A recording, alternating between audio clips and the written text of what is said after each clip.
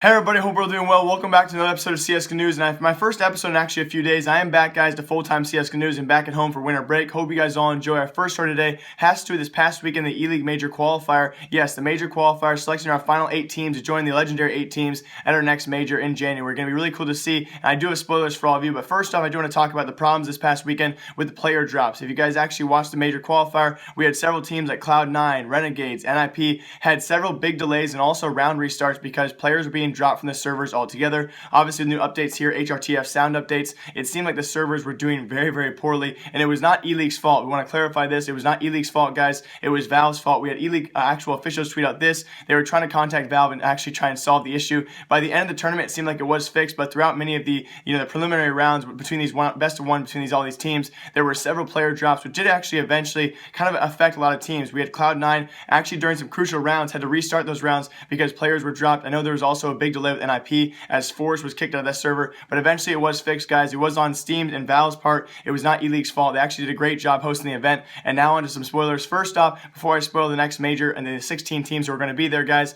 I do also want to show this tweet. Actually, one more smoke on JKS, and he's not even in middle, so when these smokes fade and really close interconnected, which is interesting, and now they're going to be walking in. What is going on? Exactly, 2 people dropped out. Ska's been dropped for 20 seconds, and now Stewie's out. What is this?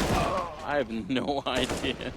I'm assuming we'll get an update on that situation because they dropped before anyone had died, right? On screen right now, it was actually a video as well of Taco and Coldzera shaving their heads. Apparently, we actually can link this to the no hat, no beanie rule. It's going to be enforced during the Major, but yes, Coldzera and Taco have actually gone ahead and actually shaved their heads. So no more beanies, no more hats, and they will now have colder heads doing so. Now, on to the spoilers, guys. For the 8 teams who actually qualified at an E-League Major Qualifier, I'm going to go through those right now. So be aware, this next segment, guys, will be all spoilers. Now, I could try and memorize this whole segment, but it's almost impossible because we do have 8 teams that did not qualify, 8 teams who did qualify. Knowing all those map pools and who they all beat, who they all lost to, would be almost impossible. So I do want to talk about the first teams through, which the very surprisingly, guys, was Godsent. Godsent went 3-0. They were the first team to qualify. In amazing fashion, they beat G2, Dignitas, and Hellraisers. Hellraisers, that cursed team, of course. If you guys remember back to ESL Cologne, Hellraisers won first 2 of the 3 maps, and they had 2 chances to actually qualify for ESL Cologne and failed to do so. Godsent beat them out, and Godsent went 3-0 as well, looking very well. We also had FaZe Clan, guys, who also went 3-0. Not really surprised there. And our other 6 teams, guys, were actually really cool to see, and some big upsets here as well. Now, I do want to talk about, first of all, Cloud9 and IP are our 2 big upsets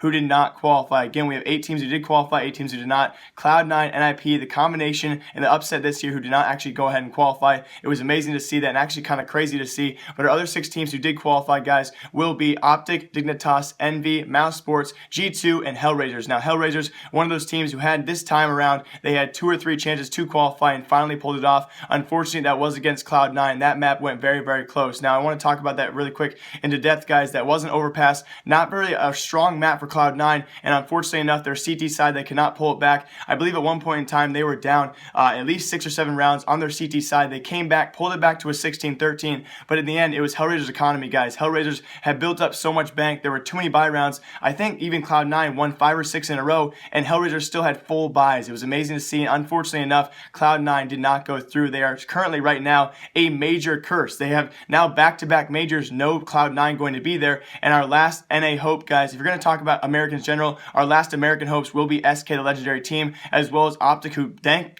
the Lord actually did qualify. But yes, Immortals also a big upset who will not be there as well. They got upset in their last match, which is going to be really kind of cool to see G2 in place, and we will have both our French teams. So now we're going to go through, guys, just quickly to overview. We do have our 8 teams: Godsent, FaZe, Dignitas, Envy, Optic, Mouse Sports, G2, and Hellraisers. Now, yes, I did actually say Envy and G2, the French duo. We were so gonna relying on this imminent French shuffle coming in, but now with both French teams in the Major, if they both do well, maybe that's gonna be delayed. Maybe it won't happen at all. And our 8 teams, unfortunately, we have 3 big upsets, I would say, for us, and that will be NIP, Cloud9, and Immortals, all losing those last matches there in incredible fashion. You would say this best of one. This Swiss format does not favor these. It does really favor upsets. They will be joined though by Tyloo, Renegades, CLG, Vega, Nika, and alongside them it will be, I think the last one's going to be Team Spirit. So really no big surprises there as those other 5 teams, but still, you would never have guessed, if you guys would have asked us beforehand, Cloud9, Immortals, and IP, those probably would have been 3 guarantees for my picks, and that's why I didn't even try predictions, guys, because this time around, this best of 1 format, it really does favor upsets.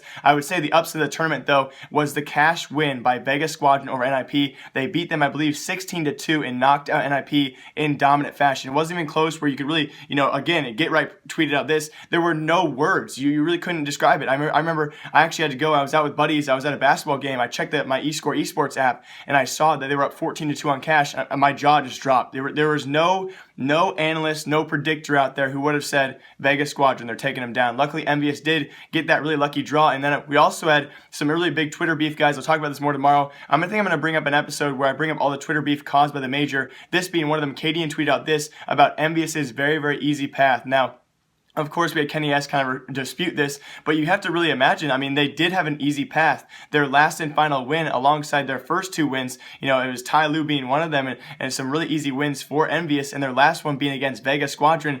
Their major route through the best of 1 Swiss system was by far and away the easiest route to get there. You could say altogether Envyus got fairly lucky with their draws, but that's the Swiss system. It's random. It's made for upsets, and Envyus played the better cards here. They got lucky, and that's how they go through. So going to be really cool to see who performs very well at the major. This might as well be, with this best of 1 format, this might as well be our major, guys. We're going to see some very close competition, but hopefully not as many upsets at the major, just more close matches, more best of 3s going all the way to map 3. Those are your major qualifiers teams. Now, moving on to our next category, next segment, guys, I want to talk about Fnatic Academy versus Fnatic and their prize pool winnings over the past 4 to 5 months. Many of you guys know the Swedish Shuffle happened back in August. Now, according to many reports and actually doing research ourselves, Fnatic Academy has now pulled in more prize pool money than Fnatic in these past 5 months. Now, why that is, there's a little niche to this, is because a new tournament called the China Top actually happened this past weekend. Fnatic Academy was there alongside other teams there, MVP Project, CyberZen, as well as 5 Esports, another Chinese team there. And so Fnatic Academy was favored there, but a really rare tournament because at first this tournament, a very large prize pool, I think it's $100,000 plus prize pool for only 4 teams. And many of you guys know these are not top tier teams in the scene right now. Initially, this tournament was composed for teams like Virtus Pro and SK, although allegedly their invites weren't ever received. So Fnatic Academy filled in. They ended up beating all these teams out. They also beat MVP Project in the final there 2-0 and actually took home $70,000 in prize pool money. And with that win, they have now made more than Fnatic in the past 5 months in prize pool winning. So really cool to see that. And they beat out these teams quite easily. Although in the final, even though it was 2-0, it was a really close match. I think it was 16-12, and their other win over MVP Project was actually in double overtime. So really close series here, but still, Fnatic Academy has technically made more money than the Fnatic. Yes, the top Swedish team, you could argue, besides Godsent. And yeah, that is crazy news. And our last CSGO story before I get into kind of a serious segment for all of you guys, Virtus Pro has done this on their Facebook just this morning. They have signed the largest contracts in CSGO history. They call themselves now the Golden 5, and they will be the Golden 5 for the next 4 years.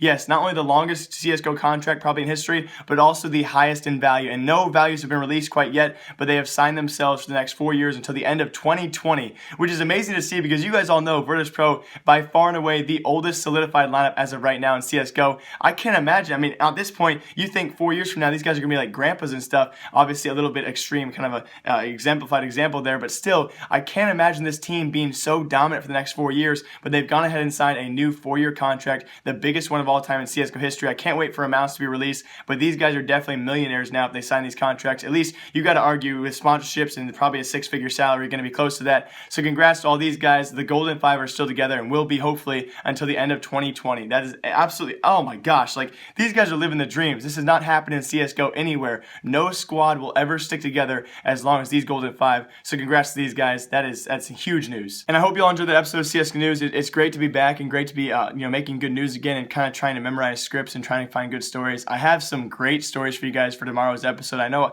I hate saving stories, but there's just too much packed into today, and I already have too many videos coming out for all of you guys. So first off, I do want to say thank you to all my loyal viewers and everyone who's been watching my videos. I really do appreciate it.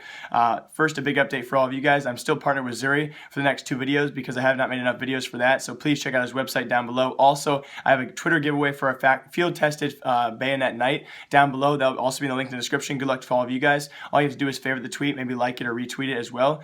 And on top of that, guys, I do get a new partnership or a new network sometime soon in January, which means YouTube might be more of a viable income for me. As of right now, I'm not making too much off YouTube. You could pretty much say much nothing. But more importantly than that, I tweeted out something this morning about quitting. And I want to make a separate video about this, guys, because I kind of get... it's a hard topic to talk about, so I want you guys to know that I will be making a second video today, and I also have maybe a third video coming out about the top 10 plays for the E-League Major Qualifier if my editor wants to make that video for us. So expect some big things here soon, some big talking videos. I know I don't want to do these videos where I just sit down and talk to you guys, but I need to say some things, and just lots happened these past few weeks that's been kind of disappointing, and so I'll talk to you guys about that. So please stay tuned for the next video. I'm going to explain some things that happened, not use many names so you guys don't know what's happening with individual people, but I'll see you guys with that video. I'm going to try and keep the positive attitude though, so I hope you guys all enjoy this episode of CS News. I will see you later tonight with another episode. Who knows what kind of video it's going to be, but sometime this week I will be telling you guys a deep talk video where I pretty much tell you guys a lot about my personal life and what's going on. So hope you guys all enjoy. Live, love, laugh a lot. My name is Jake. Remember, I like you. I'll see you guys all tomorrow. Remember, I like you.